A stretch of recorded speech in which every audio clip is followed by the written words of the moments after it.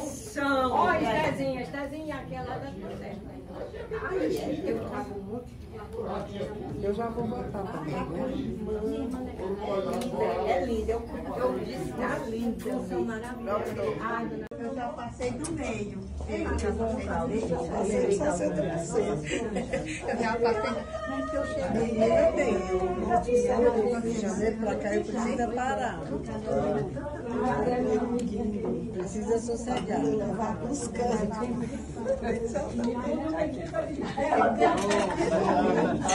Votei. Eu vou votar. Vou votar logo. Helena. Vou votar logo. Bicho tá... Menina, essas cubucas tão lindas. Eu tô esperando que sorteie. Não vai ganhar nenhuma chama de atenção. Cubuca não vai, né? Não vai ganhar nenhuma. Agora, se ela quiser sujar, não era cuidado, né? A terra dela, porque ela morou 500 anos lá, né? É tudo a minha terra, mas aquela ali tá... Não, essa daqui foi de Portugal, que ela foi educada em Portugal. A minha bisavó. A bichinha foi com 7 anos. Ela volta pra sua casa. Ó, ela foi com 7 anos e voltou com 15 para casar com o meu bisavô, que era 12 anos mais velho. Meu lugar é aqui, Seu lugar é aí. essas flores lindas, por comprar da onde essas flores lindas? Assim, compraram. Eu sei. Autoridade nada. Escrutinadora. Escrote. Pronto. Assumi meu posto. Assumir seu posto, por favor. Meu posto lá da Claudinha aqui, pronto. Enfia aí. Aí pegar a caneta, eu tenho que ter uma caneta de emergência. A gente tinha que assinar o papel e a anotação. Tem dois. Eu ameacei o Darlan e o Nolanda antes do microfone. Quarta-feira eu volto. Regina, quem que vai falar? Ali é o conferencista. Chegou Mas chegou com acompanhante. Quem disse que o carro não tinha sentido de voltar, de novo para buscar. Não dá certo, realmente. E o Lúcio me disse, isso é a mãe dela. A mãe dela. E o dela. A mãe dela. Não, é da Denise. A mãe dela chamava Rio Degarde, era uma das sócias antigas da sala. A Regina conhece um que é a mãe dela. A mãe dessa Belize. Não, o nome não era estranho, né? Aí eu digo assim, Tá ok, tá bom. mas é Pelo menos Olha, chegando já. de Pronto, olha, chegando no teu. Ai, muitíssimo obrigada. Não, sem doce. Coração na mão. É nada, tem essa erva doce, parece. Muito bem, muito obrigada. Peraí, só terminar ali de filmar a Regina. Valeu. Esse é do Eduardo. Você.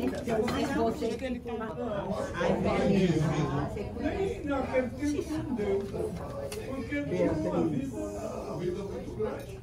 Várias facetas. Essa é Maria Beatriz?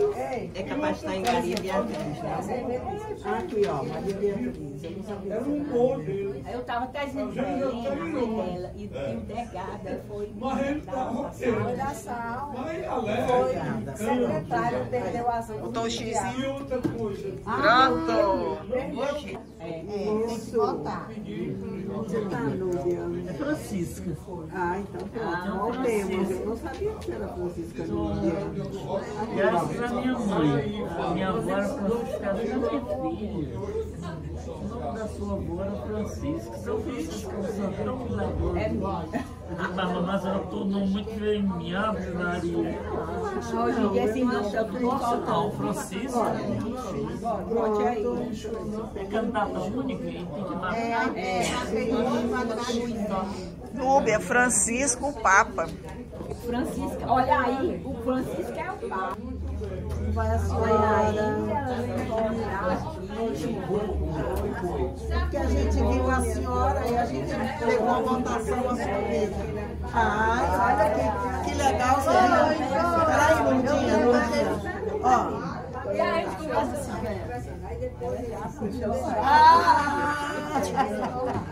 É, Dona Cibele votando. escreve votando. É.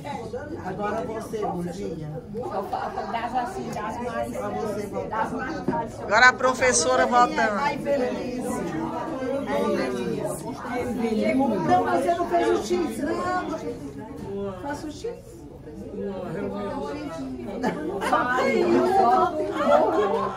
Mas são ordens da chefe. Você votar e você assinar. Vou assinar Vermelho. o branco no olho, uma posta de sangue, sabe? Diga aí para aquele Da minha irmã também dá sangue. Pode ser alguma coisa boa.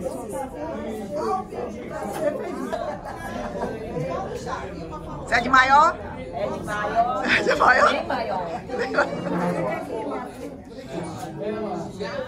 A Selma chegou.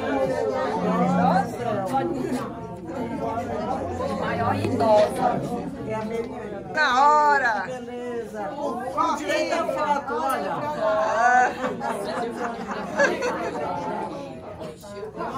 Cadê os netos lindos? Hoje é o dia dos avós.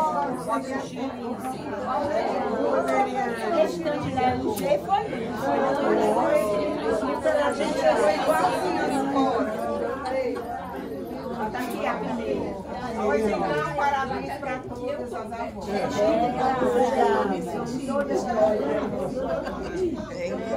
Tô filmando. Agora deixa eu falar.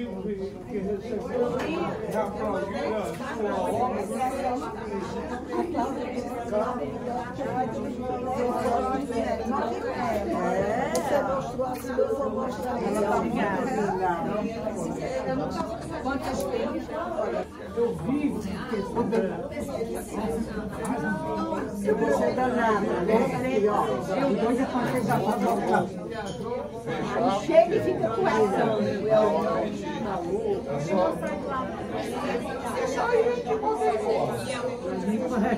Ele tá na função, pegando na ponta até o céu. Aqui.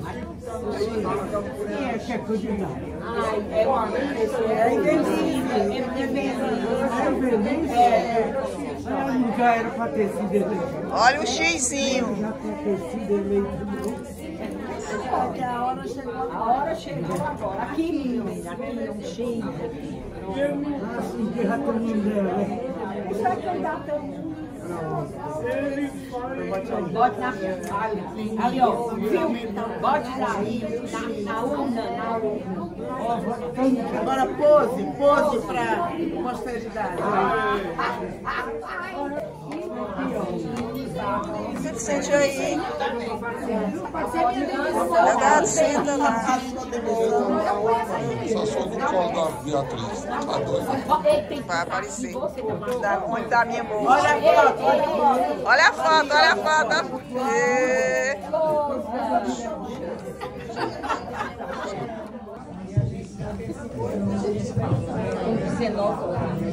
Olá. Oi. Gente, já temos metade mais um, então está encerrada a votação. Tá bem?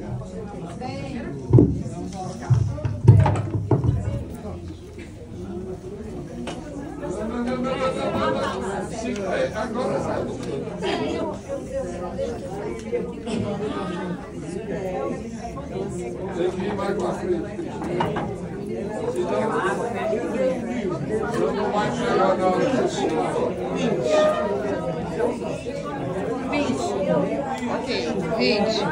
20 votantes. Feliz foi eleita. Meninas, prestem atenção.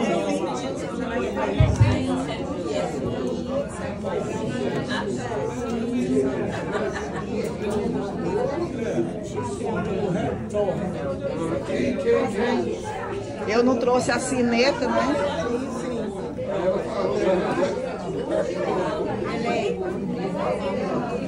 E Belize foi eleita. Bom, Nada. E Velise foi eleita. Parabéns para a Evelise.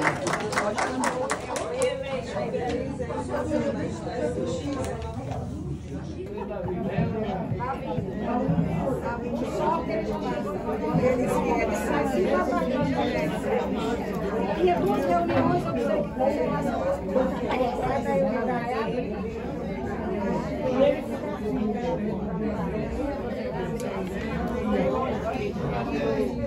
boa tarde, gente. Boa tarde, meninas e meninos. Tem mais 2 hoje aqui. 3. Bom, foi encerrada a votação e Velise Barreto Silva é a mais nova sócia da Sociedade Amigas do Livro. Agradeço a comissão julgadora, composta por Cláudia Aldigueri, Helena Rafael e Estel Weine. Muito obrigada. Hoje estamos em festa porque nós temos 3 conselheiros aqui na sala. Eduardo Augusto, José Augusto Bezerra, Lúcia Alcântara. Em ordem alfabética, que a Lourdinha disse que tem que ser assim, né, Lourdinha? Tem que ser sempre em ordem alfabética. Para não haver preferência. Isso aí. Então a mesa já está composta. As 2 anfitriãs, Regina Fiuza, Maria Luísa Bonfim, a secretária Eliana Davi e o palestrante, Eduardo Augusto. Mais rasga. Antes da palestra, gostaria de chamar a Cristiane Estrela Andrade para ler o termo de compromisso.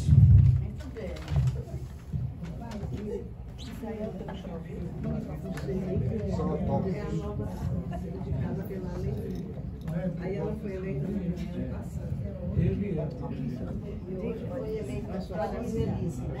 Prometo cumprir as disposições estatutárias vigentes e trabalhar pelo desenvolvimento e prestígio da Sociedade Amigas do Livro, incentivando o amor à leitura e a implantação de bibliotecas. Muito bem. Aproveito para agradecer o gentil convite da Marilena para participar desse seleto grupo e de todos que votaram e aprovaram o meu nome para estar aqui. Será um prazer compartilhar com vocês boas experiências. Boa tarde.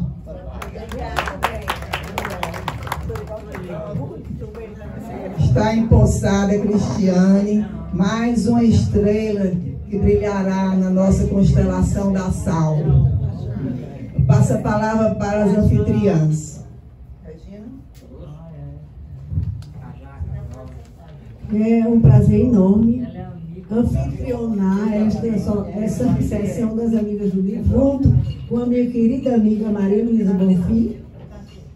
E eu agradeço demais a presença da desembargadora Gisela Nunes da Costa, minha grande amiga do Arthur e do Manelito, e a presença de todos vocês. E a nossa nova querida Cristiane Estrela.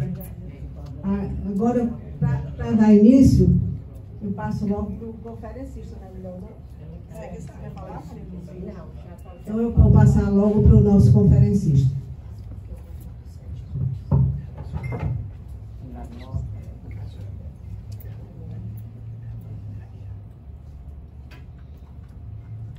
Boa tarde. É uma satisfação muito grande estar aqui com vocês. É porque eu falo.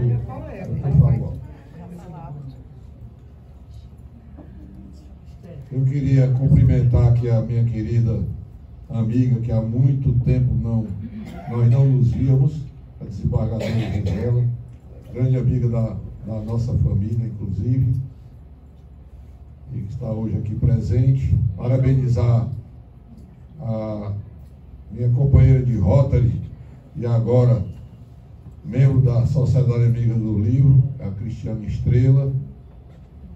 Cumprimentar os 2 conselheiros, nosso querido governador Lúcio Alcântara e o nosso querido também governador, só que de Rotary, José Augusto Bezerra, meu companheiro de Rotary também.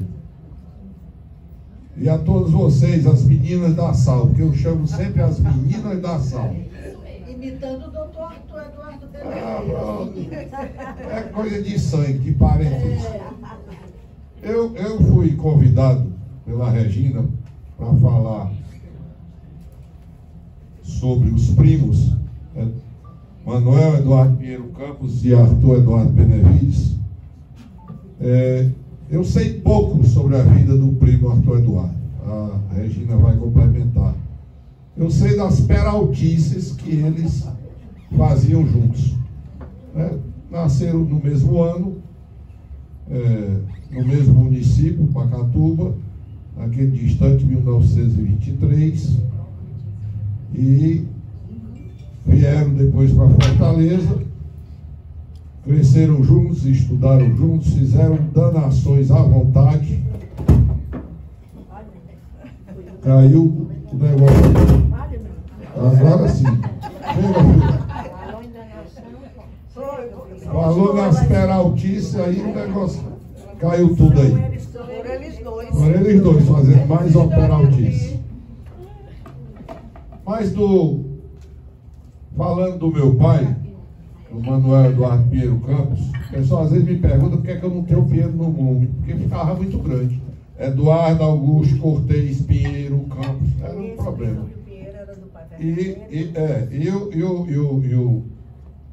O dele também, poderia ter tido Espíndola no nome, mas também ficaria um nome muito grande. Na verdade, ele nasceu no quarto filho de Jonas Acioli Pinheiro e Maria Dolores Eduardo Pinheiro. Agora falta o som aqui. Esse microfone não tem. Alô. Bom, a irmã de Maria Dolores, a minha avó legítima, né? Ela não tinha filho, era Isabel Eduardo, que era casada com João Pereira Campos. Eles não eram um casal sem filhos. E as irmãs tinham combinado, se Maria Dolores tivesse mais um filho, daria para a irmã adotar. E na época, com 4 meses, o pai legítimo, Jonas Acioli Pinheiro, faleceu. E ele foi então dado para Isabel Eduardo, e o João Pereira Campos foi adotado como filho e recebeu o sobrenome de Campos. Então é uma mistura de família enorme, porque lá na Pacatuba são várias famílias entrelaçadas. Mas várias, muitas. E o pessoal às vezes diz, eu sou primo dos Benevides. Mas como você não é Benevides? Não, é por causa do Eduardo. Eduardo é sobrenome de família lá na Pacatuba. Na Pacatuba virou, né? É sobrenome de família. Então, nós temos esse parentesco pelo lado da família Eduardo. Depois de vir para Fortaleza, morar na Rua do Imperador, que era uma rua de areia, não tinha calçamento, e que era aquela rua antiga de Fortaleza. Fortaleza na época tinha 100 e poucos mil habitantes, e era a rua antiga em que as famílias se entrelaçavam, saíam, os meninos brincavam na rua. Época de São João fazia os foguedos, fazia os balões, soltavam muitos balões. Ele inclusive cita que uma época fizeram um balão tão grande que precisou 15 homens para segurar, para poder acender a chama e o balão subir. E batizado de Balão João, em homenagem ao pai dele. Então depois veio o progresso para ver o calçamento. Quando veio o calçamento, acabou a brincadeira. Chegou o progresso e acabou a brincadeira. As meninas aí atrás estão escutando? Ou posso aumentar mais a voz? Tá beleza? Eu depois vou fazer pergunta do que eu estou dizendo. Chegou o calçamento na Imperador aí. Pronto, aí, viu? Aí, no tempo do seu pai, do Nacélio. Falou na Rua do Imperador mesmo. A ainda jovem, acho que foi um dom divino de gostar da literatura, porque na casa paterna não tinham 5 ou 6 livros. Então ele não tinha como aprender em casa, mas ele aprendeu no colégio. E já aos 15 anos de idade, no Educandário Santa Maria, ele já escrevia peças de teatro e já ensinava teatro, inclusive Anás e Caifás e o Mártir do Goco, foi Jesus Cristo lá, também no colégio, e ele se desenvolveu daí, com essa pendência dele pela literatura. Ele sempre disse que a literatura era a vida dele. Não havia nada mais importante além da família que a literatura. Então, daí ele foi crescendo nessa parte literária, formaram depois um grupo teatral, fundaram inclusive um teatro, e nesse teatro eles encenaram 56 peças, 8 escritas por ele. E depois ele se aborreceu e disse que as peças não prestavam e rasgou. Nós não ficávamos com essa memória. Ele disse que não tinha condição, ele rasgou essas peças. As 8 peças ele simplesmente aboliu. E continuou a escrever. Entrou no rádio, foi uma dificuldade, não foi fácil. Naquela época que o Paulo Cabral de Araújo, também pacatubano, era quem dirigia a Ceará Rádio Clube. E disse, esse rapaz aí não dá certo pro rádio não e tal. E aí o papai não entrou logo lá. Mas em 1944 ele foi admitido como locutor, speaker, como era chamado na época, e foi escolhido o nome Manuelito Eduardo como nome de rádio.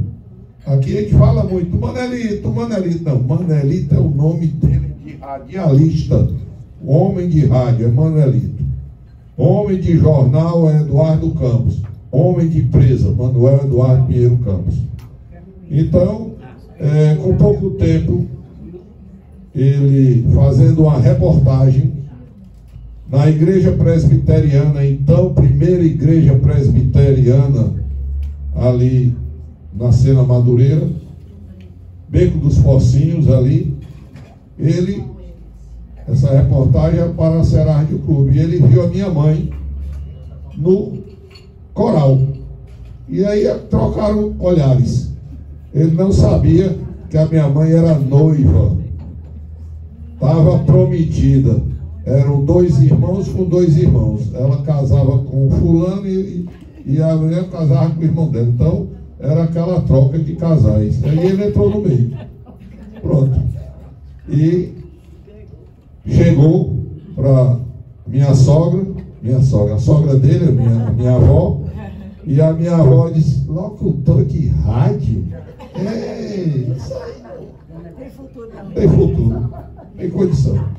Mas ele insistiu, e o meu avô, Natanael Cortez, imortal da Academia Cearense de Letras, compreendeu que os dois estavam apaixonados e consentiu no casamento.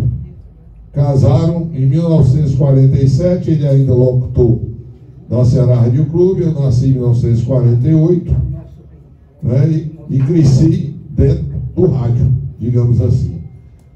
Ele entrando em setembro de 1944, nos Diários Associados, ele faleceu em setembro de 2007, com 66 anos na mesma empresa.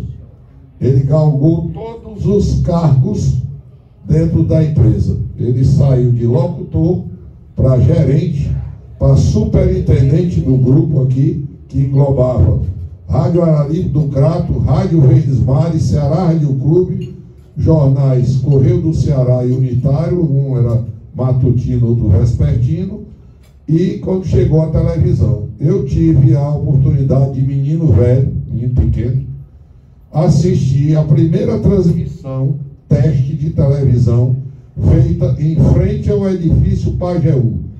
Os associados trouxeram a câmera, o monitor, e mostraram: isso aqui vai ser a televisão no Ceará. Eu sou testemunha viva. E realmente, poucos anos depois, a televisão chegou ao Ceará. Então, ele tinha esse controle todo daqui. E em 1965, o Assis Chateaubriand tinha criado o Condomínio das Emissoras e Rádios Associados do Brasil. Escolheu 22 pessoas para fazer parte desse condomínio.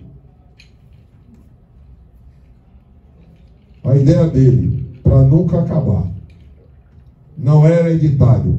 Um falecendo, os demais se reuniam e escolhiam outro companheiro de trabalho para assumir.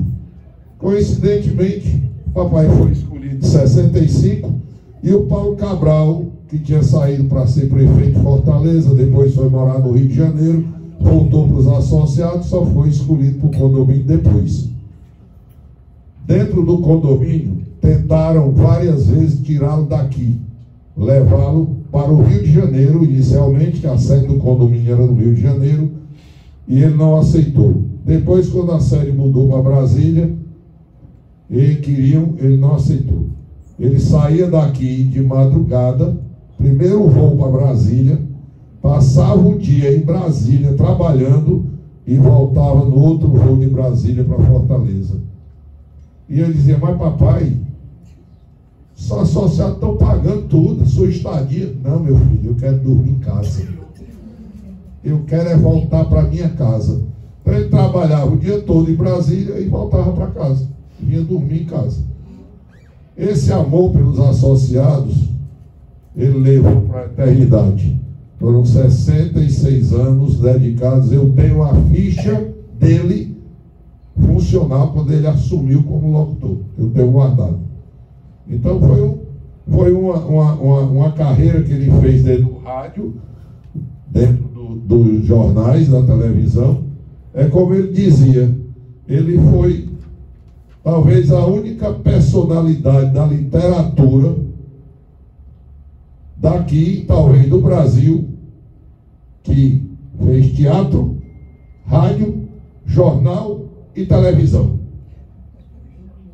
Não só fez, como também comandou. Era presidente do Sindicato das Empresas, emissoras de rádio e televisão, Sindicato dos Jornais. Ele comandou tudo. Ele faleceu, inclusive, na presidência desses órgãos. E um fato que eu não sei, ontem eu falei até lá, acho que falei lá na academia, que quando o Chateaubriand resolveu, puxado pelo João Calmon, não sei se vocês se lembram, o senador do Espírito Santo, e casado aqui com a Terezinha, o João Calmon resolveu, era na época o presidente dos associados, resolveu construir uma maternidade para as mulheres pobres aqui em Fortaleza. Então surgiu o projeto da maternidade escola, batizada de Chateaubriand. O tio da Marilena, o Fernando Pinto, deu o terreno. O Jair Versosa fez o projeto e foi o engenheiro da construção. E houve uma campanha de arrecadação de fundos e finalmente inauguraram uma grande maternidade que até hoje serve às mulheres necessitadas. O primeiro diretor foi o Dr. Galba Araújo, pai da saudosa Terry, né? Dr. Galba foi o diretor desde o início até falecer. E a maternidade está ainda hoje aí prestando um grande serviço, uma grande obra social que se fez para as mulheres aqui de Fortaleza. Na parte literária dele, ele era um verdadeiro devorador de livros. Ele lia semanalmente 3, 4 livros. E era um rato de sebo, como se diz. Ele não podia ver um sebo, ele estava lá. Nós fizemos uma viagem à Argentina, passou na frente do livrador de um sebo, ele entrou. Até o livro em espanhol ele comprava. Então ele começou a pegar os livros do sebo. Aqui tinha o sebo dos irmãos Gurgel. Não sei se os mais antigos aqui lembram dos irmãos Gurgel. E ele dizia que era onde o bonde dava a volta. Era onde ficava o sebo dos irmãos Gurgel. E ele ia lá semanalmente, ou várias vezes por semana, atrás de livros para poder comprar e ler. E um dos irmãos era seguindo ele para onde ele ia. E ele achou aquilo estranho.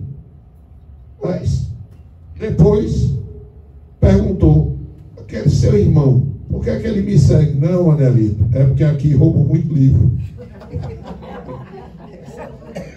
E ele contou do fato do sebo dos irmãos Gurgel. Os livros eram pendurados igual frango em açougue. Você olhava e dizia aquele, aí ele ia lá e puxava e tirava o livro. Não era em prateleira de livro, não, eram pendurados. Então ele era um devorador de livros, frequentador. Ele leu tudo que podia ler sobre a literatura brasileira e mundial, ele conseguiu ler. E ele dizia que as pessoas que não tinham essa condição de leitura não podiam progredir muito na vida, porque a leitura ensinava humanidade, filosofia, moral, ética e etc. E a pessoa com isso tinha uma formação espetacular. E ele até dizia que a literatura era para estar presente em todas as organizações, em todos os lugares, porque a literatura motivava as pessoas. E isso é realmente uma realidade, e vocês são prova disso aqui como membros dessa antiga e única sociedade de amigas do livro do Brasil. No teatro, que foi a maior paixão dele, ele, numa época, começou a escrever as peças e apareceu aqui, todo mundo conhece, a dona Nadir Papo Saboia, que criou o Teatro Escola. Era a grande dama do teatro cearense. E pediu: Manelito, escreva umas peças para a gente cenar. E ele começou a escrever. Fernanda Kinderé, que era para estar hoje aqui, era artista da companhia da dona Nadir e encenou algumas peças. Essas peças foram premiadas em vários locais do Brasil onde a companhia se apresentou. Mas chegou uma época que ele disse: eu me tornei escravo do Teatro Escola, porque a dona Nadir me pede um tipo de peça, ou os artistas, cada um quer que escreva um personagem para ele, e não me dão a liberdade de escrever o que eu estou querendo escrever, meu pensamento. E ele conseguiu então se desligar. Foi quando ele entrou na segunda fase das peças teatrais, que ele considera a melhor. Primeiro ele escreveu Os Deserdados. Não sei se vocês sabem, mas a TV Ceará, na época, com parcos recursos, porque o videotape tinha chegado no Brasil há pouco tempo, e a TV Ceará não conseguia editar, tinha que gravar direto. E eles resolveram gravar como teleteatro, né, Os Deserdados, à noite. Passaram a noite gravando. Quando estavam terminando, passou um avião a jato em cima do estúdio e estragou a gravação. Tiveram que se preparar para na noite, madrugada seguinte, gravar a peça. Essa peça, no concurso mundial de emissoras de televisão, tirou o 3º lugar. Foi em Barcelona esse concurso, e ela ficou em 3º lugar, só perdendo para uma televisão da Itália e uma televisão do Japão, que tinha uma tecnologia de ponta que nós não tínhamos aqui. E foi uma vitória para o pessoal aqui, tempo de João Ramos, que todo mundo sabe, né? Era um artista Sherlock, Ari Sherlock. O Haroldo Serra ainda não estava lá. O Emiliano Queiroz, que depois foi embora para o Rio de Janeiro, né, trabalhar nas emissoras lá, e está ainda lá no Sul. Mas eram os artistas da terra, da época, que tinham muito saído do rádio, eram radioatores. Não sei se vocês tiveram a oportunidade de... A minha mãe ouvia, minha avó também. As novelas eram no rádio. Era no rádio. Né? Tinha Jerônimo, o Herói do Sertão. Então as novelas eram no rádio. E eu tinha a oportunidade de ver na Rádio Clube como é que fazia. Batia na panela, chocalhava, fazia o casco do cavalo. Era uma coisa interessantíssima aquilo, né? Então era uma rádio novela. Os artistas da rádio novela foram todos para a televisão, para a TV Ceará, e passaram a ser artistas de teleteatro na TV Ceará, e foram aparecer novos talentos, a Jane Azeredo, uma série de pessoas novas foram se agregando e que foram grandes artistas, grandes estrelas da televisão daquela época. Então, dessa peça, Os Deserdados, ele foi crescendo, e a fase que ele chama de ouro, por coincidência, é o Morro do Ouro e a Rosa do Lagamar. São as duas peças, como a gente ontem até estava comentando. Ele, numa posição de superintendente dos Diários Associados, que participou da Revolução de 64, ele escreveu duas peças de cunho social e que vão lá no âmago da história lá.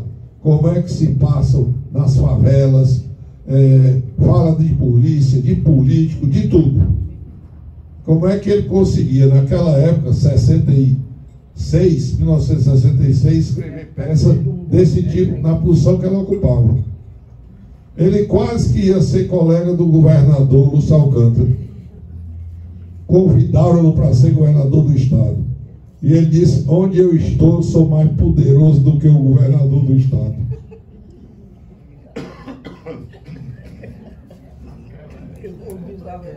Só para vocês terem uma ideia,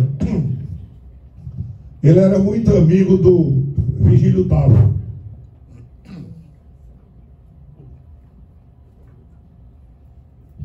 Uma amizade grande. Inclusive a nossa propriedade agrícola na Guaiúba foi a primeira do Ceará a ter energia elétrica, que o Virgílio Távora mandou colocar. Então foi a primeira a ter energia elétrica vinda de Paulo Afonso. Mas ele, de cima do cargo de superintendente associado, nem pelo Virgílio Távora ele esperava. O Virgílio Távora marcava de ir na TV Ceará conversar com ele, não chegava no horário. Ele era um homem de horário, apesar de ontem terem dito, não, mas ele chegava atrasado. Não, ele era homem de horário.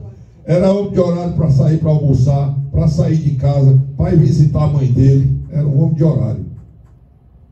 Desceu e disse: diga o governador, quando chegar, que eu já fui para casa. Mas Manelito, tu vai deixar o vídeo. Ele marcou, não veio. E ele foi para casa. Ele era assim. A parte familiar dele, eu preciso citar os irmãos dele. Milton Pinheiro, que era também muito bom na escrita, fez a maioria dos discursos de Adalto Bezerra. O Milton era aquele homem que gostava de trabalhar por trás, não gostava de aparecer. Foi inclusive colocado como secretário, mas ele não gostava de aparecer, gostava de trabalhar por trás. E era um grande escritor, falava inglês, tinha uma mente fabulosa. O outro, Ayrton, foi cedo para Manaus, casou com uma maranhense, ou uma amazonense, constituiu família lá, ganhou dinheiro na época das importações. Ele era despachante aduaneiro. Eu tive a oportunidade de ir lá, ele me recebeu, visitar. Chegou a montar uma estação de televisão. O Zé Ayrton Pinheiro montou uma estação de televisão. E o outro era o Agerton Pinheiro. Esse era especialista em navio. Teve um acidente de navio abarrou outro navio. Ele ia lá para fazer toda a pesquisa, o inquérito e tal, para as companhias seguradoras. Assim foi que eu tive a oportunidade de conhecer esse meu tio, que teve um acidente aqui no Mucuripe e ele veio. E aí foi na nossa casa e eu tive a oportunidade de conhecer dessa forma. Porque ele vivia no Rio de Janeiro, naquela época não se visitava muitos parentes, não tinha essa facilidade de hoje. Então, e o irmão que ele viveu mais do lado foi o Milton Pinheiro, porque morava em Fortaleza, casado com a filha do Figueiredo, lá da Pacatuba, e eles eram muito amigos e conviviam juntos aqui. E ele conta que na juventude dele, ele tinha uma coisa que ele odiava: mulher não saía de casa desacompanhado, tinha que ter um pajem. E ele era o pajem da mãe dele. Diz que quando pegavam ele, começava a passar álcool para tirar o ceroto, né? Limpar ele todinho, bonecar, aprontar, eles: estou lascado. Já sei que eu vou sair com a minha mãe. Aí saía com a mãe. Tinha que fazer isso daí. Ele era o pajem da vovó Isabel, para onde ele tinha um amor terrível por essa mãe dele de criação, vocês nem imaginam. E na casa deles, ele foi criado por uma mulher negra, nascida na Guaiúba, que sabia ler e escrever. E foi quem ensinou a maioria das coisas a ele, porque ela sabia todas as histórias, que a gente diz, história de Trancoso, ela sabia tudo. Pedro Malazar, não sei o que, tudo ela ensinou, ela sabia tudo. E era uma mulher despachada. Chegou lá um recenseador do IBGE, e ela foi atender. O homem olhou e disse: quantas mulheres moram nessa casa? Ela disse: senhor me respeite, que mulher é rapariga de soldado. Ela era despachada, a Raquel. Grande cozinheira, grande matador de galinha.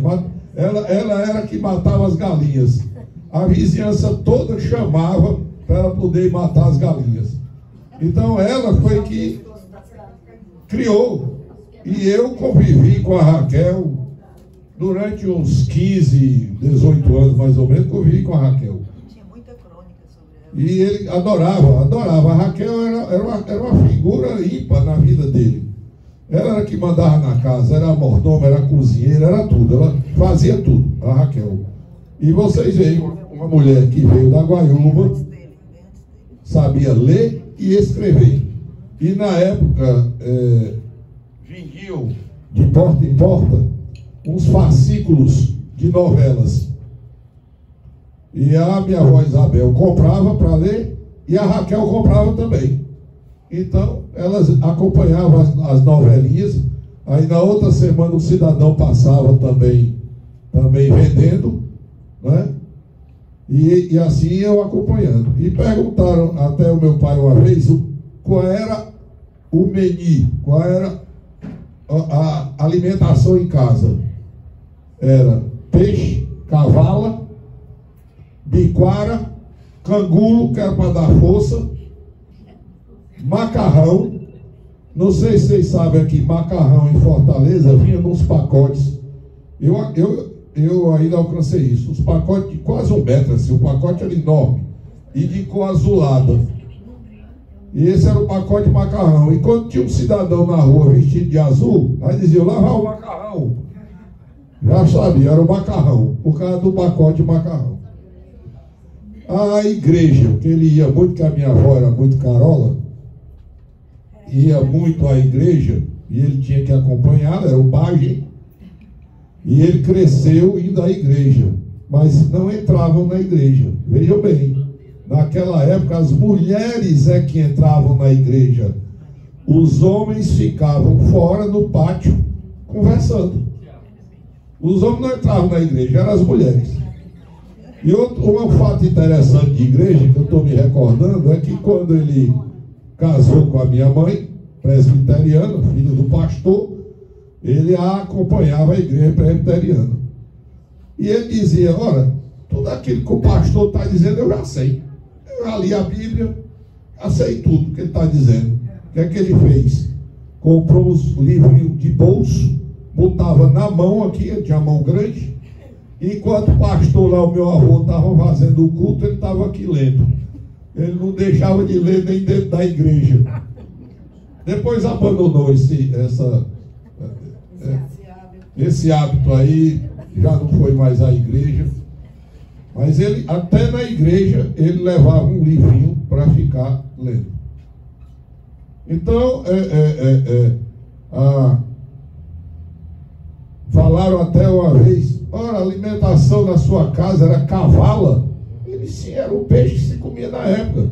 O cidadão ia de porta em porta com o peixe na Ibiricica lá, vendendo. Cavala, biquara, candu, serra, e levando em casa. Era a alimentação do cearense da época. Fortaleza tinha na faixa de 140 mil habitantes. Nos fins de semana, geralmente no domingo, se reuniam na casa de um familiar. A família era grande, muitos primos e primas, e ele dizia que era a oportunidade de namorava as primas. Eram os primos atrás das primas. Era nessas reuniões familiares, e cresceram assim. Arthurzinho também participava, e cresceram fazendo essas danações.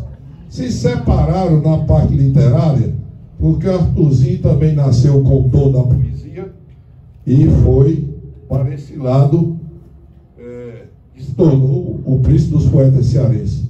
E ele foi para o lado da dramaturgia, do romance, do conto e das crônicas, que aí ele deslanchou quando estava no jornal, porque era o que ele gostava mais de escrever.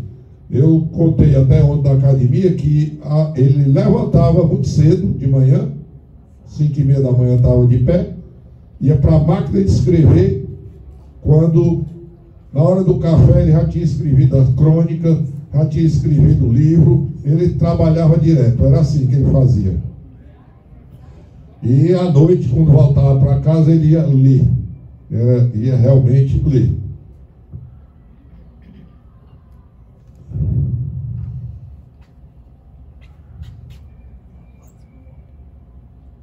Já passei da hora, minha filha. Aqui é o meu cronômetro. Só para algumas curiosidades da época, toca-disco poucas pessoas tinham em Fortaleza. E os toca-discos eram montados. Você não comprava pronto, não. Eram montados. Montavam, e o disco era aqueles bolachões de 78 RPM, muito tempo depois que apareceram o que chamavam realmente de radiola, e que vieram os long play. Então, e eu alcancei lá em casa ainda esse toca-disco bastante antigo. Lamento não ter guardado, porque eu e Marilena adoramos guardar essas coisas de memória, mas não sei por que desapareceu essa radiola, porque hoje valeria um bom dinheiro, uma coisa antiga, né? E era como era o som daquela época. Já quando ele entrou no Grupo Clã, em 1943, antes de ser locutor da Ceará Rádio Clube, o Grupo Clã se reunia no Instituto do Ceará. Era lá que eles se reuniam. E depois é que mudaram o local e foram se agregando outros participantes, mas eles se reuniam sempre lá no Instituto do Ceará. E uma coisa interessante que ele me contou é que o Barão de Stuttgart, que era um homem muito religioso, ele montou cerca de 30 confrarias de São Vicente de Paulo, aqui no Ceará. Ele era um homem bastante religioso. E como eu disse ontem, lá na academia, a Academia Cearense de Letras foi montada por participantes do Instituto Histórico, e nos primeiros anos lá só tinham médicos.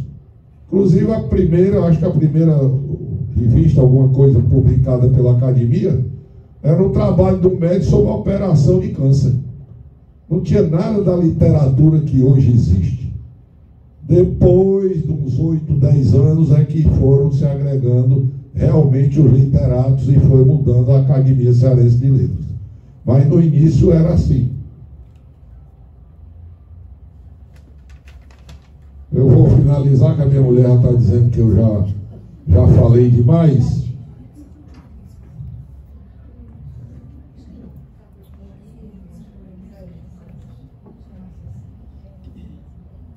Uma coisa curiosa, antes de terminar, é que ele já casado, escrevendo os romances dele e os contos, o meu avô, pastor, chamou e disse: meu genro, esses seus livros tem umas histórias,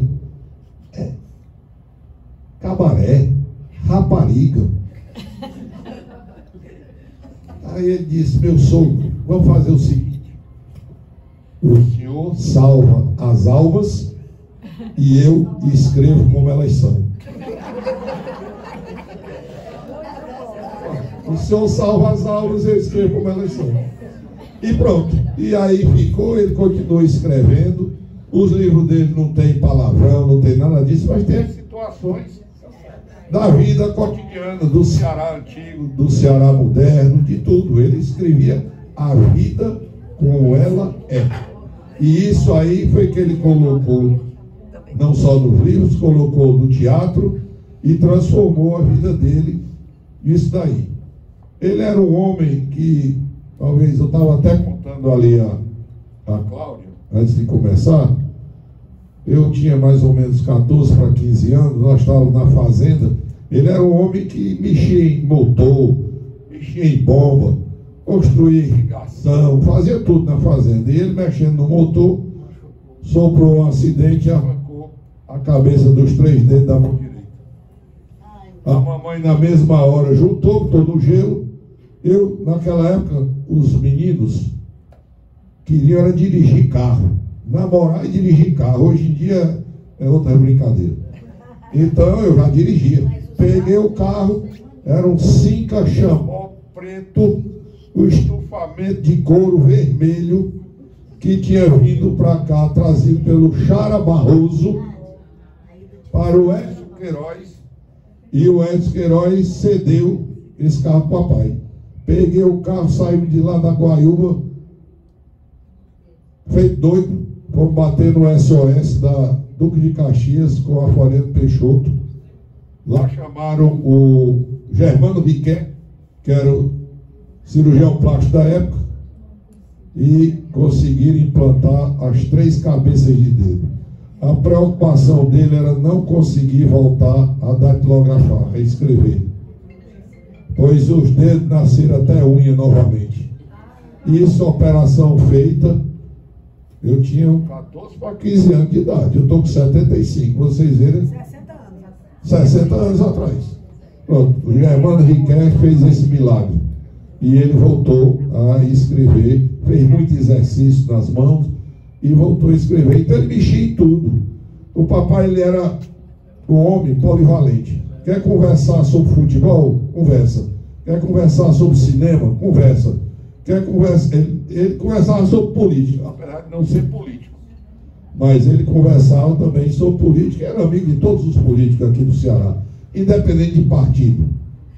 Ele era amigo dos homens, das pessoas, não dos partidos. A gente hoje, não é porque é do partido, não senhor, ele era amigo de todos. Durante a Revolução, soltou muita gente que foi presa indevidamente. O diretor da Polícia Federal aqui, o Laudelino Coelho, era um carrasco, mas se tocou com a amizade do meu pai. Ficaram amigos. E ele Laudelino, esse rapaz é jornalista, não pode estar preso. E o Laudelino soltava, ele soltou vários. Blanchard Girão foi, ele soltou vários. Entendeu? Nisso aí, ele trabalhou bem, e o Laudelino, apesar de ser muito carrasco, atendia bastante. O fato curioso é que ele já, no jornal, escrevendo, chegou aqui Dom Delgado, para ser o arcebispo aqui de Fortaleza. E o Dom Delgado andou fazendo umas besteiras e ele mandou brasa nos artigos do jornal. Aí, entrando no elevador, entra Dom Delgado, ele se encontra e diz: Manelito, que oportunidade lhe ver ter um cidadão no jornal escrevendo com o nome de Eduardo Campos e que está mandando brasa nas minhas coisas. O papai disse: Dom Delgado, sou eu. E se tornaram grandes amigos. O papai realmente gostava muito de fazer amizades e de ser alegre. Então, em rápidas pinceladas, essa é a vida do Eduardo Campos. Ele dedicou a vida toda ao que eu já falei: teatro, rádio, televisão e jornal. E o que ele mais amava era a literatura, realmente. Trabalhou bastante, se apaixonou por algumas pessoas. Uma está sentada aqui, Zé Augusto Bezerra. Colocou dentro do Instituto, da Academia, o Ednil Soares também, que tinha uma ligação muito forte de família conosco, porque o doutor Nilson Brasil Soares começou o Colégio 7 de Setembro nas dependências da primeira igreja presbiteriana, que era muito amigo do meu avô, e o colégio começou lá. A igreja tinha várias dependências e começou lá. Então o Ednilo era o mais velho, eu cheguei a conviver com toda a família dele lá, e o papai se encantou também com o Ednilo, apesar do primeiro livro ele dizer: meu filho, o livro do Ednilo está precisando melhorar, mas ele vai ficar bom, ele vai melhorar. E realmente melhorou, entrou na academia, foi presidente do Instituto, né? Então o Zé Augusto, não sei se vocês sabem, ele e a Bernadette, quando chegaram a Fortaleza, vinda de Recife, já com 3 crianças, foram ser nossos vizinhos, nós éramos recém-casados. E aí então nós nos conhecemos, fizemos amizade dessa época. 50 anos. Só 50 anos já, tá vendo? De boa amizade. Então o papai gostava das pessoas, das criaturas, adorava o marido da dona Cibele. O juiz Osmundo Pontes, rapidamente, vou já acabar. Lá na cobertura do meu pai, lá ele, a dona Cibele, e o juiz contando, o juiz Osmundo Pontes era um globetrotter. Pegava a dona Cibele e rodava o mundo. Viajou, teve na China, quando só se comia cachorro, gato, fez coisas, e ele contando as histórias, eu ficava ouvindo maravilhado, porque é o seguinte: ou a gente escuta os mais velhos para aprender, porque somos nós mais idosos que transmitimos o conhecimento para os mais novos. Hoje os mais novos não querem saber dos mais idosos. Quantas tribos indígenas transmitiam os conhecimentos dos idosos para os mais novos? Não tinha nada escrito. O conhecimento era passado dos mais velhos para os mais novos. E assim a história daquele povo ia seguindo em frente. Hoje as crianças já não querem mais ouvir a gente. Eu brinco com os nossos netos, tem que escutar. Então, porque a gente é que viveu, e quanto mais vive, mais aprende. E eu só queria deixar aqui um comunicado. Eu adoro esse grupo de vocês, porque vocês são amantes dos livros. E realmente, sem livros, sem conhecimento, o homem não pode progredir. É por isso que hoje tem tanta besteira dita na televisão, no rádio e escrita nos jornais. Porque as pessoas não leem, não sabem, dizem sem ter conhecimento de causa. Muito obrigado pela oportunidade.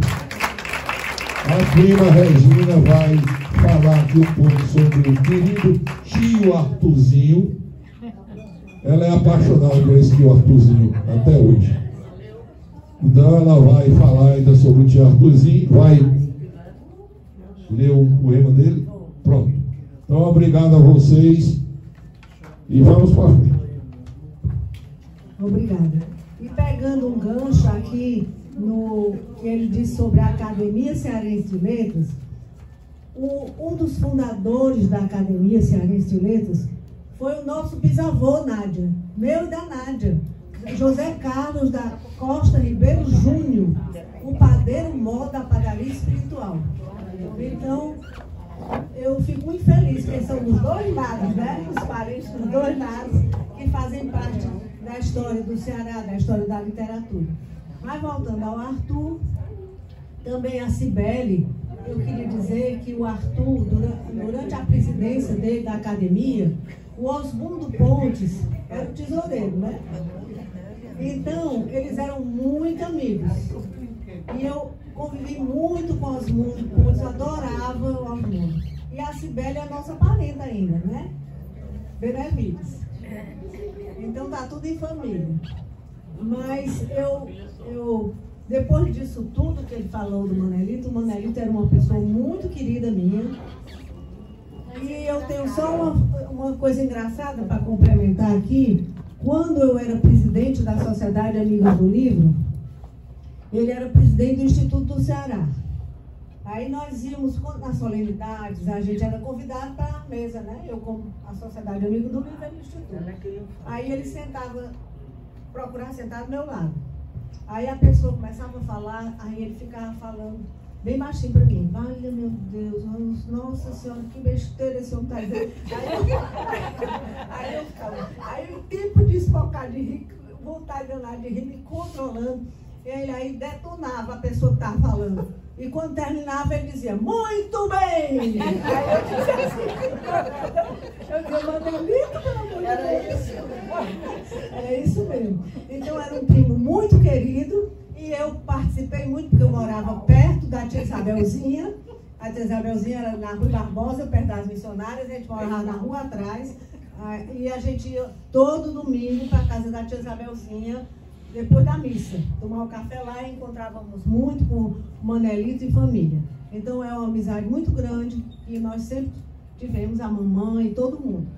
E agora passando para o Arthur, eu acho que eu vou me emocionar muito, mas eu vou só ler aqui um texto que eu fiz para ele. Um momento. Quando ele morreu, eu fiz esse texto aqui para ele. A emoção me invade ao falar sobre Arthur Eduardo Benevides. Um misto de pai substituto, tio querido e conselheiro admirável.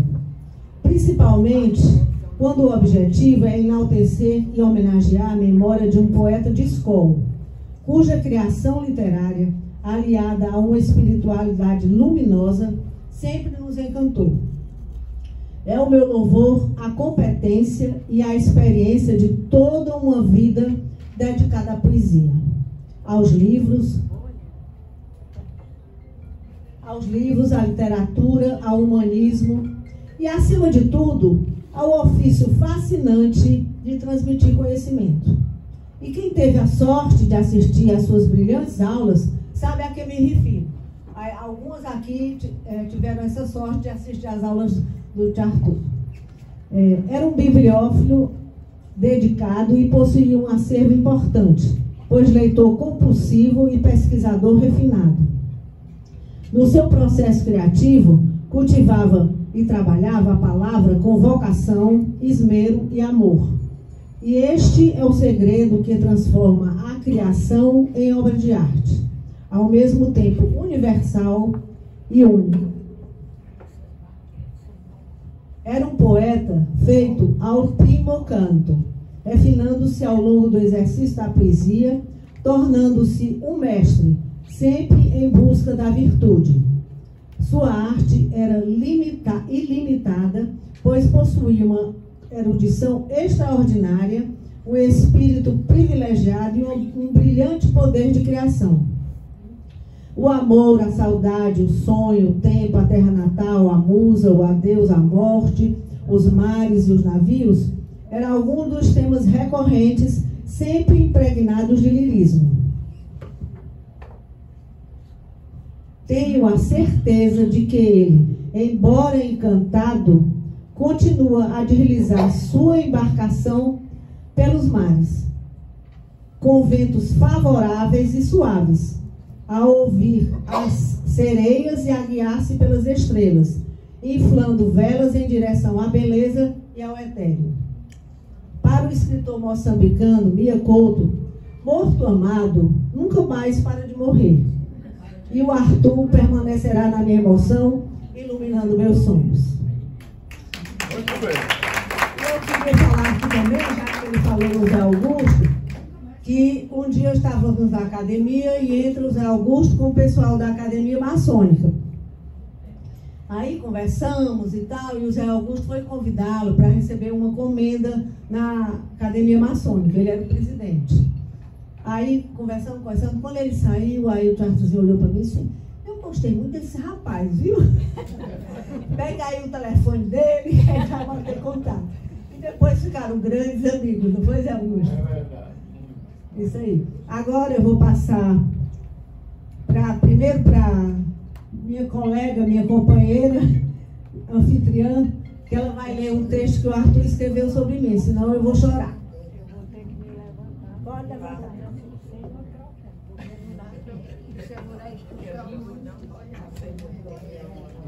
Bota aí o microfone, senão ele escuta. Tá, Leninha, tá segura. Homenagem especial. O Arthur escreveu para a Regina. Saiu no livro do Marciano Lopes. Marciano Lopes. Agora aqui é do Lira, né? Não, esse aí só fez transcrever. Mas saiu, foi publicado no Marciano Lopes. Para falar em Regina Viúva, meu coração se enche de júbilo e minha alma se põe a cantar. É uma sobrinha, quase filha, que se devota a mim de forma comovente. Tudo fazendo a fim de melhorar cada vez mais os caminhos da minha vida.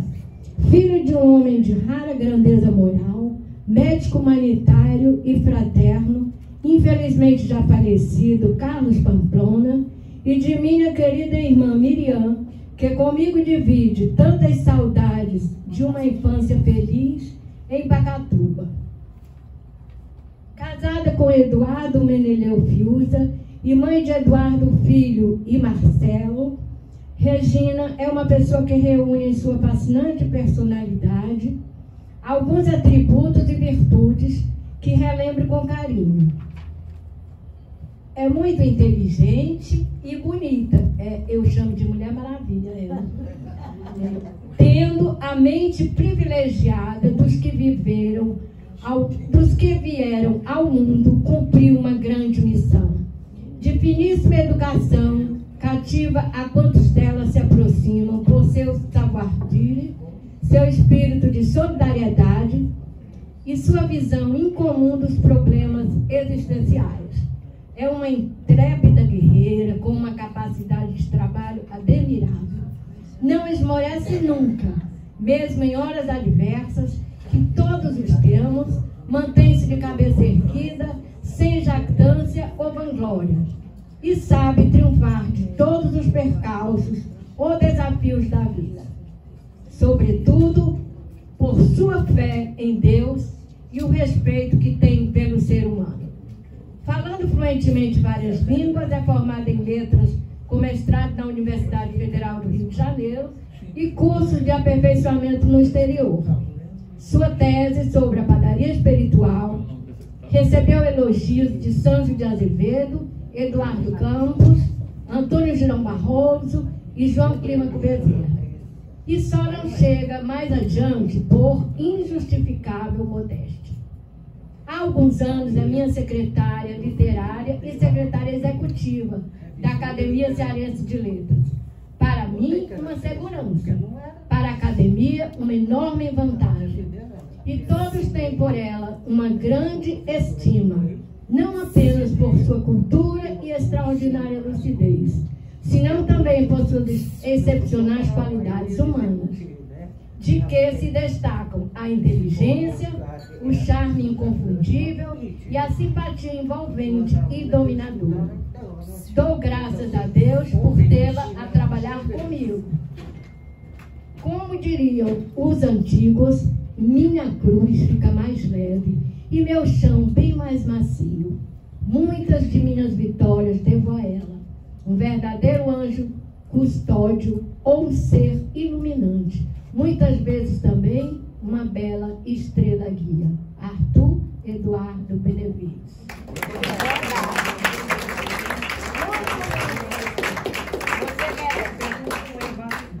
O Arthur, ele tinha amizade. Eu estou falando com o pessoal que está aqui, que tem amizade com o Arthur. A Ritinha era uma delas. Muito, muito querida. Ela mostrava os poemas para o Arthur a orientava. E uma vez ele fez um poema para ela, chamado Meu Anjo da Guarda. Eu procurei o original do poema e não achei. Aí eu só achei a tradução para o francês que o Jean-Pierre Rousseau fez. E vou pedir a Beatriz que venha aqui ler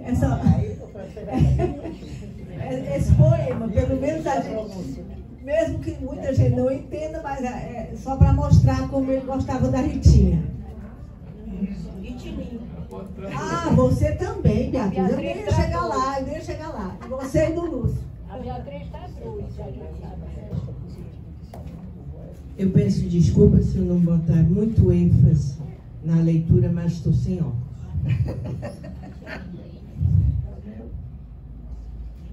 Mon ange gardien. Mon ange gardien, je viens quérir. Ton aide, surtout dans mon alcance à Quibir, é aquela ilha velha, antiga e sempre complicada de atravessar para Portugal, né? Isso foi uma parte desnecessária. Dans le temps dont je sens le poids, même en silence, mon ange, mon âme, d'appresse et c'est à toi.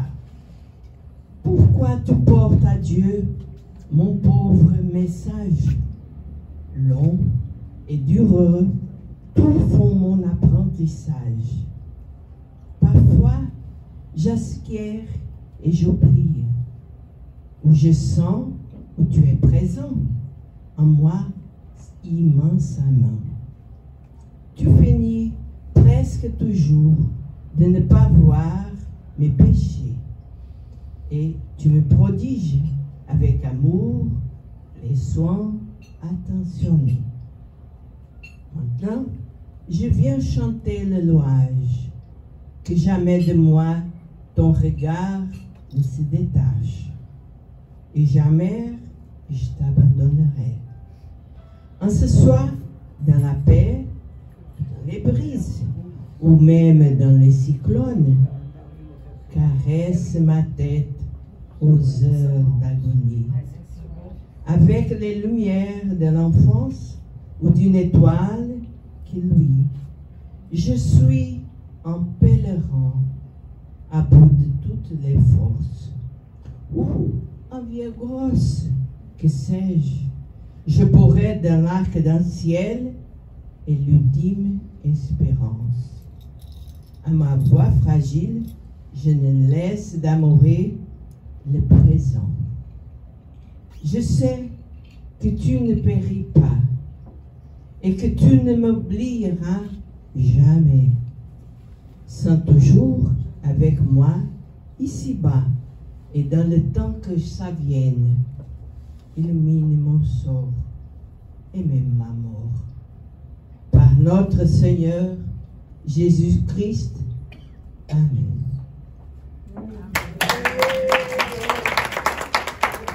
Ele gostava muito do casal Lúcio Alcântara e Maria Beatriz. Muito, eram muito amigos e ele sempre se referia com muito carinho aos dois. Como também ao Virgílio Coca. Ele era muito amigo do Virgílio, elogiava as poesias do Virgílio, incentivava. Eram muito amigos. A Regine, nem se fala. Muito amiga dele. ela tem muitas histórias que ela viveu com ele, era uma amizade muito grande. E aqui também temos a desembargadora Gisela Nunes da Costa, que daqui a pouco ela vai falar alguma coisinha sobre ele. Antes disso, eu vou ler aqui a Constancinha. Ela ficou muito triste, ela não pôde vir, porque ela viajou para São Paulo ontem, para o Rio de Janeiro. Ela tem um irmão que mora lá, que está de cadeira de roda, está doente. E ela quis aproveitar que a irmã dela, Diva, ia com o filho, porque ela já de idade, é difícil para viajar sozinha. Então ela tinha que aproveitar porque a filha do Manela Antônio, esse irmão dela, mora na Suíça. E ia passar essa semana lá. E é afilhado da Constancinha. Então ela não pôde deixar de ir para essa viagem. Ela me pediu para dar essa explicação para vocês. E em homenagem a ela, eu vou ler um soneto que o Arthur fez para ela.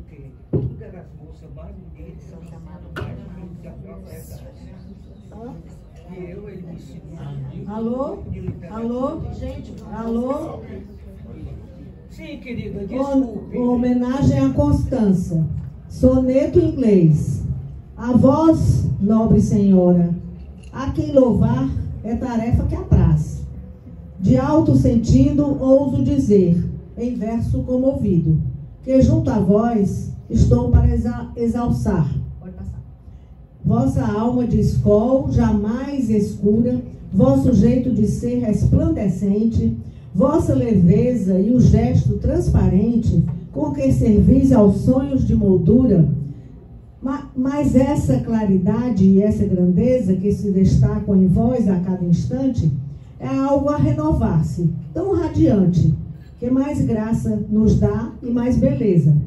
E sendo como sois lume e canção, glória vos dou, fiel em devoção. Muito bem. Agora, Gisele, você quer vir aqui? Não problema não. Nós vamos ouvir aqui um depoimento da grande amiga Gisele. Boa noite, né? Boa noite a todos. Eu conheci o doutor Arthur Eduardo Benevides em Sobral. Fui trabalhar em Sobral e o fundador da Faculdade de Filosofia de Sobral, o senhor José Gerardo Ferreira Gomes, da oligarquia dos Ferreira Gomes, né? Me convidou, a senhora vem almoçar comigo, jantar. Várias vezes, doutor Arthur lá. Eu achava assim esquisito, aquele calor de Sobral imenso, ele paletó, gravado. Eu, meu Deus, onde é que esse homem vai? Aí eu perguntei, o senhor aí vai para a Serra? Vai para Meroca? Para a casa da diocese? Não, vai ficar aqui. Me digo, uma coisa, ele não quer tirar esse paletó, não, está aí na cadeira. Não, ele é assim. Aí eu achei assim o doutor Arthur muito inglês, muito enfatiotado. Eu disse, mas que a pessoa é assim? Aí pronto, aí ficou assim. Depois eu na faculdade de Direito, pessoal bem revolucionário, e a gente começou a ver intelectual em chinela japonesa, calça jeans, cabeludo, barbado. Aí eu contraste com o doutor Arthur, né? Aí um dia, eu estou na faculdade, ele diz não sei o quê, e eu me aborreci. Não sei o que foi uma besteira. Eu me aborreci, aí me afastei. Não quero acordo com as ruas de Benevides, mas acabou. Aí chegou uma pessoa, né, filhota dele, né? Não vai dizer puxar saco, não. Filhota dele intelectual, que está aqui, chama-se Regina Lima Verde. Mas eu não admito isso. Não admito isso. Ela, você é minha amiga, vamos fazer o seguinte. Eu vou lhe aproximar do Arthur. Ele ficou tão feliz, me abraçou e beijou, que ele não era homem de fazer isso, né? E eu o apelidei, e ele passou para outra dimensão, mas ficou devendo um livro, porque ele deveria ter escrito. E só ele poderia escrever esse livro, sobre os amores outonais. Ele poderia ter escrito assim, porque ele vivenciou o amor outonal. Mas ele não quis escrever, né? Então a minha amizade começou tudo de novo no começo. Passamos a ser amigos, e eu estava lá no caixão chorando por ele. Rezando por ele, que ele está lá, ele continua. E eu tenho fé em Deus, se a Regina permitir, eu fazer um pequeno trabalho, que eu não sou literata, eu sou pesquisadora. Então eu fazer um pequeno trabalho sobre os haikais feitos pelo Arthur Eduardo Benevides, citá-los, e também as epígrafes. deles são muito boas. Maravilhosas. E o segundo é um poeta chamado Filgueiras Lima também, que tem umas epígrafes maravilhosas. E os títulos do livro dele são fantásticos, são maravilhosos. Imensos e maravilhosos. Imensos e maravilhosos. Então tem muita coisa para fazer. Então eu comecei a conversar com ele. Aí eu comecei agora outra fase, né? Literatura, eu já mais velho, entendeu? Falava também sobre o Dr. Eduardo Campos. Aí eu dizia, por que o senhor deixa a presidência da academia? Minha filha, tudo tem um tempo certo. Eu digo, eu sei, o senhor está citando Eclesiastes, né? Ele disse, é. Então foi assim que nós fomos amigos. Posso falar sobre o Eduardo também? Gisele, fala do seu tempo do Correio de Ceará. Tá? Eu era muito jovem e meu pai era amigo particular do Natanael Cortez, pastor da igreja presbiteriana na Sena Madureira.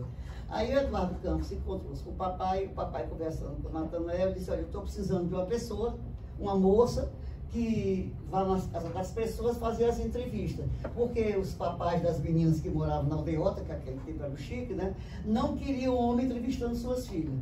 Por exemplo, Geritza Oliveira. Não, o pai não queria, não. Fulano de tal, ninguém queria, né? Aí o doutor Eduardo, o que é que eu faço? Aí tem o Baiá, mas o Baiá, os pais de família não querem. Aí o doutor Eduardo chamou o papai. Papai, não quero minha filha nesse meio, não. Ah, viu, Maria, ela vai se perder. Não se preocupe, ela fica sob a custódia do Eduardo Campos. Então, em 55, eu fui para lá. Doutor, não tem idade para trabalhar, não se preocupe. Tudo ele dava um jeito. Doutor Eduardo não tinha problema, ele era a solução. Aí eu comecei a trabalhar, ele olhava para mim e dizia, olha, José, o pessoal tem mania de terminar o expediente aqui, para aquela confeitaria Ritz ali, para beber e arranjar namorada. Tudo é casado. Você não me pisa lá. Sim, senhor. Você sai daqui, você pega a GMC verde do Diário Rádio Associado e vai para sua casa. Eu morava depois da casa da Anja Gutierrez em Mutumbi. Digo, mas doutor, não, você vai. Então, hoje, atualmente, os brasileiros me deu uma sugestão de eu juntar esse material. E a revisora deste material está aqui. Que eu vou publicar. Não vou botar retrato, porque a maioria já faleceu, né? Mas tem muita gente. E dormia no gabinete. Aí quando foi um dia, não estava certo, porque eu tinha que trabalhar até mais tarde, faltou um revisor, eu já estava lá na faculdade de Direito, o doutor Eduardo disse, Gisela, tu vai ficar. E o doutor Eduardo, como é que eu vou para casa? Se o motorista vai se embora. Ele disse, minha filha, vem cá, tá aqui a chave. Eu digo, de quê? Da minha sala, você vai dormir nesse sofá aí. Ele disse, e não se incomode que você só abre essa porta amanhã, viu? Ninguém sabe que você está aqui dentro. Passei a noite dormindo no sofá. Acordei com ele. Batendo na minha cabeça, acorde, Gisela. Escovar os dentes e tomar café. Ele não foi um amigo, ele foi amigo, conselheiro, nunca foi patrão, nunca foi chefe. Eu nunca vi o doutor Eduardo discutindo com ninguém. E todo mundo, olha, eu tinha 14 anos, todo mundo na redação me respeitava. A filhota do Eduardo Campos, eu digo, Maria. Eu digo, às vezes, oi, doutor Eduardo, Gisela, vamos almoçar lá em casa. Eu ia almoçar na casa dele. Mas eu tenho a história dele, ele sempre fazia as coisas do mesmo canto, né? E ele comprava carne num determinado açougue. Sabe a história do açougue, sabe? Sabe, tu sabe? Mais ou menos, conte aí. Né? Aí, eu chegava lá, comprava carne, o homem que caprichava, o melhor corte era o doutor Eduardo Campos. Aí, era filé, cheio de dentro. Quando foi um dia, o doutor Eduardo chegou lá fora da hora, né, depois, doutor Eduardo, está aqui a sua carne. Aí ele foi e disse, rapaz, quanto é que eu lhe devo? Doutor Eduardo, eu quero fazer uma confissão do senhor. O meu maior sonho é ser escritor. Ele disse, não tem problema, meu filho, escreva. Aí ele disse, façamos o seguinte, se eu escrever, o senhor corrige? Ele está certo. Passou, o doutor Eduardo esqueceu, né? Quando foi um dia, o doutor Eduardo chegou lá e disse, pronto, doutor Eduardo, limpou a mão, suja de sangue, está aqui, meu calhamaço. O doutor Eduardo olhou e disse, o que é que você quer que eu faça? Quero que o senhor corrija, porque eu quero ter um livro corrigido pelo senhor. Ele disse perfeitamente. Passou-se. O doutor Eduardo chegou lá com aquele livro. Eu disse, que diabo é isso aí? Não, eu vou dar um jeito aqui. Eu acho que ele refez o livro todo. Ficou com um bocado de tempo aqui. E o cara ajoelhou-se nos pés do Eduardo Campos. Aí o Eduardo fez isso, levantar. Não, meu filho, levante-se. Era desse jeito. E fazia muita coisa. Quando eu errava, ele me chamava. Ô, Gisela, seria melhor que você deixasse assim, fizesse assim. Eu fui uma cria da casa do Eduardo Campos e do jornal. E fiquei ao lado do Baiá. E o Baiá me tratava muito bem. Quando o Baiá morreu, pegou o CA, não sei como ele pegou aquele CA de fígado, meu Deus. Ele sofreu muito. E eu estava ao lado dele. Doutor Eduardo, o que é isso, Gisela?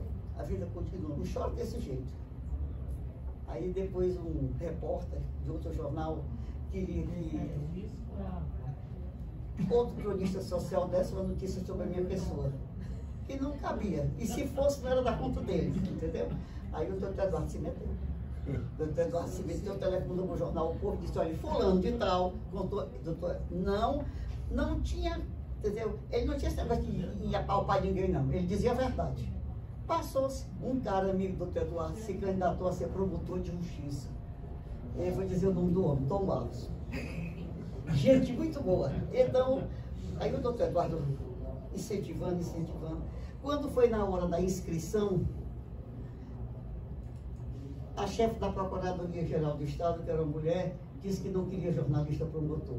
Porque ela tinha um primo, que era jornalista e promotor, e não trabalhava. Não tinha nada a ver. O doutor Eduardo soube. O doutor Eduardo saiu, foi lá falar com o secretário. Disse, olha, está acontecendo isso. Aí eu disse, não tem problema. Vamos lá na procuradoria.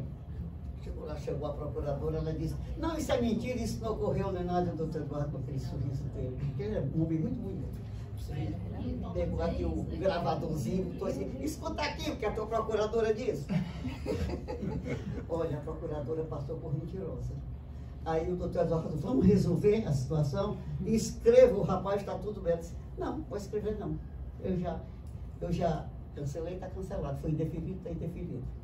O doutor Eduardo olhou e disse, meu Deus, essas pessoas pensam que Deus não existe. Por que, doutor Eduardo? Olha o que essa moça está fazendo. Aí depois, passou. Quando foi um dia, eu me encontro com o doutor Eduardo. Ele disse, Gisela, tu viu o que aconteceu? Eu disse, vi. O marido dela foi preso, estava vendendo droga, e ela foi morta pelo próprio marido, na casa de campo dela. Ele disse, olha aí, umas coisas... Olha, Gisela, a gente ajusta as contas, é aqui. Isso nunca me esqueci. Na outra dimensão, é outra vida. Nada tem a ver com essa.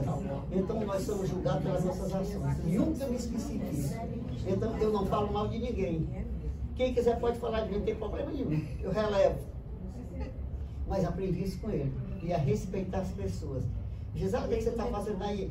Doutor Eduardo, eu estou esperando para atravessar. Se você vai atravessar só, leva essa senhora aí velha que está precisando atravessar. Anda, faça, pega na mão dela, ofereça e vá. É desse jeito. Me ensinou bons costumes, bons princípios morais. E quando ele andava na rua, que ele descia vai pro jornal, o mulherinho tudo olhava para ele, né? Porque ele era um homem muito bonito. Alto, bonito. Uma vez chegou uma senhora lá, ele olhou para mim e disse que estava trabalhando no gabinete dele. Fiquei sentada, viu? Não se levante daí nem para ir ao banheiro. Ele disse, eu fiquei. A mulher olhava para mim como se dissesse, saia. E ele olhou para mim, né? Saí não, ele disse, eu saí ou não saí, né? Era esse o doutor Eduardo. A mulher dele era tratada muito bem. Eu a conheci, gentilíssima. Era nossa... Era das amigas do livro. Era das amigas do livro. Fazer uma composição. Foi essa minha convivência, essa aí a Regina fez as minhas pazes com o Arthur, e eu estava lá com o cachorro do Arthur chorando pelo Arthur. Eu ia conversar com ele para aprender, porque o Arthur não era um homem só erudito, era um homem culto. Em Sobral, quando ele chegava, que um senhor queria conversar uma coisa com ele, e não podia, porque tinha gente que queria ouvir a respeito da fundação da uva, eles conversavam em latim. Eu ficava, que a gente listou dizer em latim, para ninguém ouvir. Eram vivos todos dois. Aí eu disse a ele, bem pertinho dele morrer, doutor Arthur, faça um trabalho sobre os amores outonais, que o senhor vivenciou um dos amores mais bonitos. Outonais. Pouca gente, todo homem na idade madura quer ter um amor outonal. Nem que seja assim, só para constar. Mas quer ter, né? Quer ter uma pessoa para conversar, ter uma autoridade aqui competente. Eu gostava muito dele, porque ele já está na outra dimensão. Ele tinha um amor outonal. uma senhora de uma família abastada, que ia toda tarde ler livro para ele ouvir. Ah, mas a filha do personagem não gostou da história, não. Proibiu a moça de ler texto de livro para o pai. Não devia ter feito isso. Uma de quase 100 anos. Pelo amor de Deus. Um ciúme do pai. Aí eu me dou conta da filha e disse, por que vocês fizeram isso? Não, porque não, dinheiro do seu pai ela não queria, porque ela é de uma família rica, abastada. Então não faça isso não.